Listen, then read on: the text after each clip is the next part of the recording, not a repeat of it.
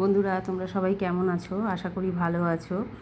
মানুষের জীবনে দেখো কিছু না কিছু দিয়েই শুরু হয় সকালটা। আমার জীবনে আজকে শুরু হয়েছে সকালটা চা দিয়ে।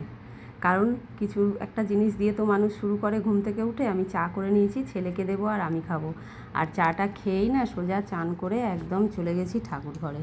গিয়ে ফুল টুল পরিষ্কার করে, কিন্তু তোমরা তো জানো নিত্যদিন আমাদের ফুল দেওয়া হয় ঠাকুরকে, মানে ফুলমালা সবাই দেয়, আমরাও নিত্যদিনই দিই, তাই সেগুলো পরিষ্কার করে নিয়েছি।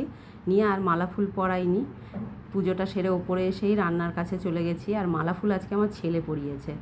রান্নার কাছে চলে গেছি। দেখো মোটামুটি জোগাড় করে নিয়েছি। এটা বেগুন কেটেছি বেগুনির জন্যে। আর এইখানে দেখো আমি কী কী নিয়েছি। পোস্ত নিয়েছি, সাদা তিল, গোলমরিচ গুঁড়ো, নুন, এইসব নিয়েছি। বেসন মিশিয়ে বেগুনি করব। টকের ডাল করেছিলাম, আর ভাজা ভুজি পোস্ত এইসবই ছিল। 5 রকম রান্নাই করেছিলাম। তারপরেই দেখো খেতে দেওয়ার পালা।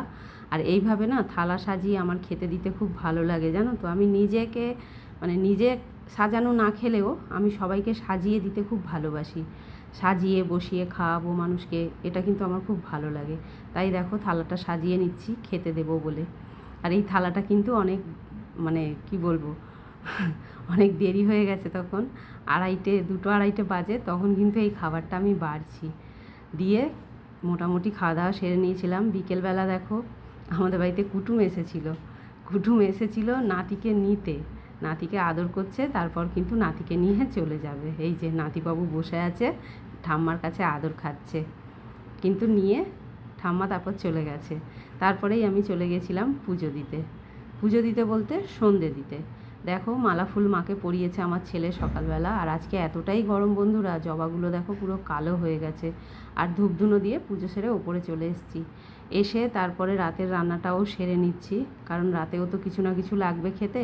এইখানে দেখো দেখতেই পাচ্ছ কী কী ভাজা হচ্ছে। বিনস আছে, গাজর আছে, আলু আছে, সঙ্গে কিন্তু ক্যাপসিকাম, কাঁচা লঙ্কাও আছে। এটা ভাজা বসিয়েছি সবে। আরও কী কী আছে আর কী কী করব তোমাদের সঙ্গে শেয়ার করি চলো। তার মধ্যে রয়েছে দেখো এই যে এখানে পোস্ত রয়েছে অনেকটা। এই পোস্তটা কিন্তু একটু গরম করব সামান্য একটু জল দিয়ে, কারণ আমার কর্তামশাই তো এই শুকনো শুকনো পোস্ত খাবে না। আর এইখানে দেখো একটা বেগুনি দুপুরে রয়ে গেছে, আর পটল ভাজাও একটু রয়ে গেছে।